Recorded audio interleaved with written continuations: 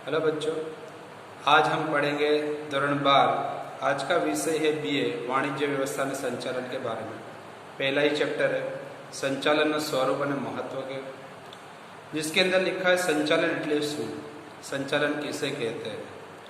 तो संचालन की शुरुआत जो है वो पुराने ज़माने से चली आ रही है और पुराने ज़माने के अंदर जिस तरीके से इंसान जानवरों का शिकार किया करता था, यानी अपनी ग़िज़ा को हासिल करने के लिए, तो वो अकेला शिकार नहीं करता था, बल्कि अपने साथ दूसरे लोगों को जोड़कर, दूसरे लोगों के साथ मिलकर, आपस में मिलकर शिकार किया करते थे। तो शिकार करने के वक्त उनको एक रणनीति बनानी पड़ती थी, एक प्लान बनाना पड़ता था, प्लानिंग करनी पड़ती थी। यानी शिकार को किस तरीके से शिकार करना है, शिकार को कहाँ से किस तरीके से मारना है, और उसी के बारे में आज हम पढ़ेंगे कि संचालन के अंदर बहुत सारी चीज़ें जुड़ी हुई है। आज हम देखेंगे संचालन के बारे में, जिसके अंदर हमने यहाँ पर लिखा है पहले कि संचालन का एक अर्थ दिया हुआ है। तो यहाँ लिखा है मैंने कि संचालन એટલે શું, यानी संचालन क्या है। तो यहाँ लिखा है कि किसी आदमी से, किसी भी इंसान से काम लेने की जो कला होती है, यानी हम किसी से अगर काम लेते हैं तो उसको संचालन कहते हैं। यानी हमारे खुद का काम हो या हम दुकान खोलकर बैठे, दुकान के अंदर किसी आदमी को काम पर रखा तो उससे कैसे काम लेना है, कंपनी में किसी आदमी को रखा, कंपनी में उससे कैसे काम लेना है, तो ये काम लेने की कला को संचालन कहा जाता है। और दूसरा भी एक सवाल इसके अंदर आता है जो एग्जाम में ज़्यादातर पूछा जाता है संचालन के बारे में, संचालन किसे कहते हैं उसके बारे में। तो यहाँ पर जो है कि उसको जो सवाल के रूप में पूछा जाता है वो कैसा होता है कि 6M, यानी 6M के बारे में बताइए। अब 6M है क्या, तो यहाँ पर देखो 6M क्या है। तो यहाँ लिखा है इंसान, मशीन, साधन, पद्धति, नाणु और बाजार। ये 6 जो चीजें हैं वो M के ऊपर से आती है।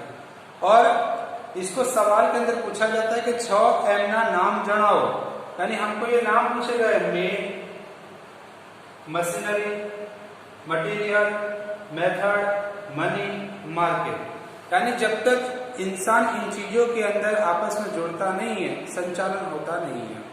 यानी एक और व्याख्या इसके अंदर है जिसके अंदर कहा गया है कि अगर इंसान के पास मशीन यानी कि काम करने के लिए, काम लेने के लिए साधन कम है, तो वो क्या करता है कि कम से कम वक्त के अंदर, कम से कम खर्च के अंदर उस काम को पूरा करने के लिए क्या करता है कि अपने पास जो मौजूदा साधन है, यानी मौजूदा जो भी सामान है, उन तमाम सामानों को इस तरीके से कर लेता है काम के अंदर कि वो आसानी से उस काम को पूरा कर सके, यानी ज़्यादा खर्च भी ना होवे, ज़्यादा वक्त भी उसके अंदर ना जाए। इसके लिए एक मिसाल देकर समझाते हैं कि हमारे पास एक ज़मीन का टुकड़ा है। अब इस ज़मीन के ऊपर हमको खेती करनी है, या उस ज़मीन के ऊपर हमको मकान बनाना है, घर बनाना है, या उस मकान यानी कि उस ज़मीन को या हमको फिर किसी कंपनी बनानी है या कोई प्लान करना है। यानी एक ज़मीन के टुकड़े के ऊपर हम बहुत सारे हमारे सामने जो हालात होते हैं, सवाल होते हैं, उस सवाल में से किसी एक को पसंद करना पड़ता है।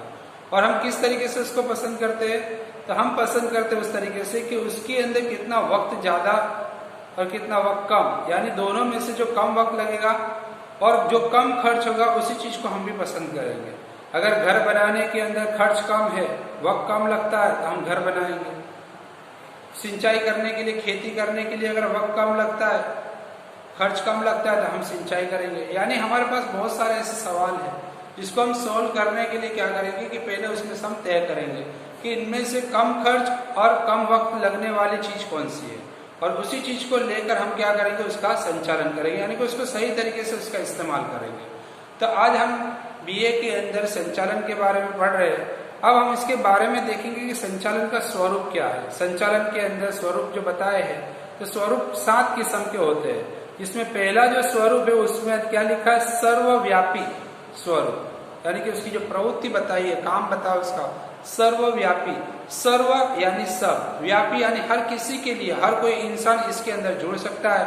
वो अपने काम को इसके अंदर शुमार कर सकता है। जैसे हम लोग को यहाँ बताया गया कि इसके अंदर जैसे धार्मिक स्थल होते हैं कृषि करने के लिए, या लश्करी होती है, शैक्षणिक वगैरह, इन तमाम चीजों का इसके अंदर जुड़ना रहता है। यानी इन तमाम के अंदर भी एक ग्रुप बनाया जाता है जो एक लीडर के जरिए से चलाया जाता है, यानी संचालन इसके अंदर भी होता है। उसी तरीके से हेतु लक्षी प्रवृत्ति। अब हेतु लक्षी प्रवृत्ति कहते कि इसको है, हेतु असल में क्या है, यानी हमारा कोई गोल है, उसको हासिल करने के लिए हमको उसके पीछे मेहनत करनी पड़ती है। तो हम उस हेतु यानी कि उस टारगेट को पूरा करने के लिए जो पहले से हमने प्लानिंग किया है, तो उस प्लानिंग के मुताबिक अगर हम तैयारी करते हैं तो हम अपने मकसद की ओर आगे बढ़ सकते हैं और हम अपने मकसद के अंदर कामयाब हो सकते हैं। उसके बाद हमको बताया तीसरा जो पॉइंट है उसका, वो है जूथ प्रवृत्ति। जूथ यानी क्या, किसी की सलाह लेना। जो काम हमारी समझ में नहीं आता, हम दूसरे आदमी से जुड़कर, दूसरे आदमी को मिलकर उससे सलाह लेंगे, भाई इस काम को इस तरीके से करना है। अब हमको समझ में नहीं आ रहा वो काम कैसे करना है, तो हम दूसरे का सलाह मशवरा लेंगे कि भाई इस काम को पूरा करने के लिए, इस काम को अंजाम देने के लिए मुझे क्या करना चाहिए। तो हम दूसरों की जो सलाह लेते हैं उसको हम लोग कहते हैं जूथ प्रवृत्ति।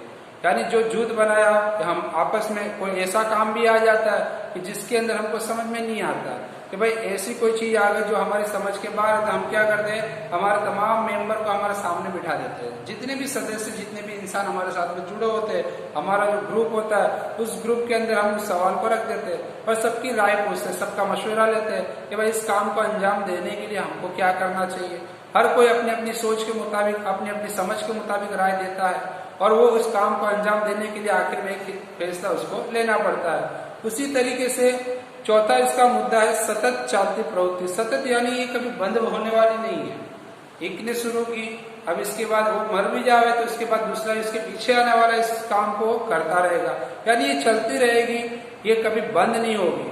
हाँ, अगर इस काम के अंदर अगर ऐसा लगता है कि अगर कहीं रुकावट यानी कोई परेशानी आने वाली है तो तुरंत उसको रोक लगाया जा सकता है, उसके ऊपर रोक लगेगी, लेकिन काम तो आगे बढ़ेगा ही बढ़ेगा, उसको बदलना पड़ता है। उसके बाद हमारा पांचवा मुद्दा हमको बताया मानवीय प्रवृत्ति, यानी कि ये इंसान का एक बहुत महत्वपूर्ण स्थान है और इंसान के लिए ही उत्पादन होता है। इंसान जो होता है बिना उत्पादन के, बिना पैदावार किए रह नहीं सकता। यानी किसी इंसान को अपनी जरूरियात को हासिल करना होता है तो अपनी जरूरियात को हासिल करने के लिए वो पैदावार करता है। अब ग़िज़ा की जरूरत है तो ग़िज़ा को हासिल करने के लिए उसको क्या करना पड़ेगा कि भाई जमीन के अंदर पहले फसल लगाएगा, उस फसल के लिए उसको मशीन यानी कि यंत्र का, साधनों का इस्तेमाल भी करना पड़ेगा, तो उसके बिना वो रह नहीं पाएगा, क्योंकि फसल काटने के लिए मशीन जरूरी है।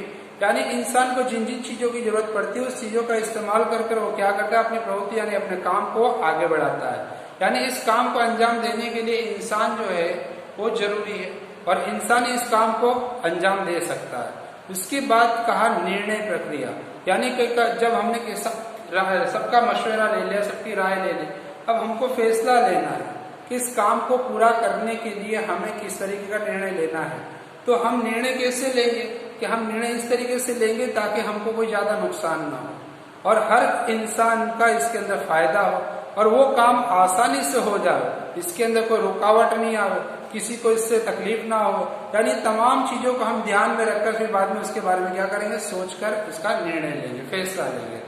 उसके बाद बताया विज्ञान, कला और व्यवसाय।